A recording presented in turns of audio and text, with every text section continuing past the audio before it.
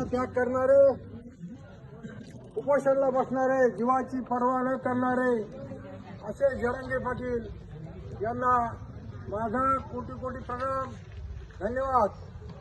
आणि या ठिकाणी रस्ता रोको आंदोलनाच्या निमित्त सकल मराठा समाज आपल्या राज्यामध्ये छत्रपती शिवरायांचं राज्य होतं। त्यावेळेला छत्रपतींनी शिवाजीराजांनी समान नागरी कायदा या ठिकाणी राबवला होता।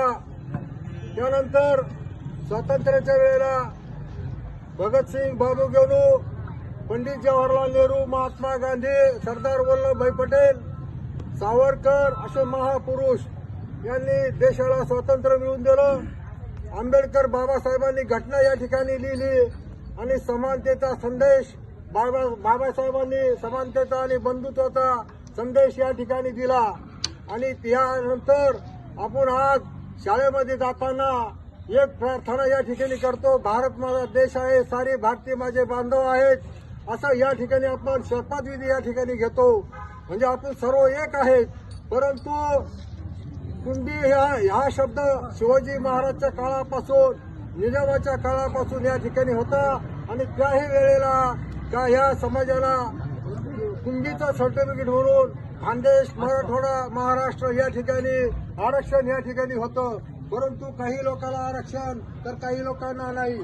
त्यानंतर स्वातंत्र्याच्या नंतर खुर्ची टिकवण्यासाठी या ठिकाणी खुर्ची बहादरांनी हे आरक्षण ठराविक समाजाला हे देत गेले। त्यावेळेला कोणत्याही मराठा समाजाने त्यावेळेला त्या विरोध केली नाही। त्यानंतर आज आपल्या समाजामध्ये आपण पाहतो बेकारी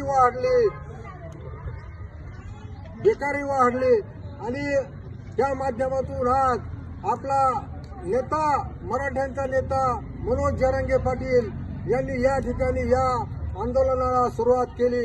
अनेक वेळेला त्रास झाला, लाठीचार्ज झाला, परंतु हा योद्धा मागे हटला नाही आणि त्याचं एक सरकारला शरण या ठिकाणी यावं लागलं। मुंबई सारख्या ठिकाणी आंदोलन या ठिकाणी ते घेऊन गेले।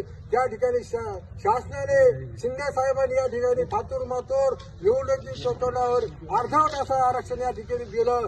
तर हे आरक्षण आपल्याला मान्य नाही, म्हणून जरांगे पाटलांनी या ठिकाणी पुढे घोषणा केली तर जोपर्यंत सगळ्या सोयऱ्याचा उल्लेख सरसकट आरक्षण या ठिकाणी मिळत नाही तोपर्यंत आम्ही हटणार नाही। म्हणून आज या ठिकाणी महाराष्ट्रामध्ये, जिल्ह्यामध्ये, गावागावामध्ये आणि आज जळगाव येथे या ठिकाणी तरुणापासून तर वयोवृद्धापर्यंत महिला मंडळी या ठिकाणी या आंदोलनासाठी उभी राहिली, आली आणि बसली आणि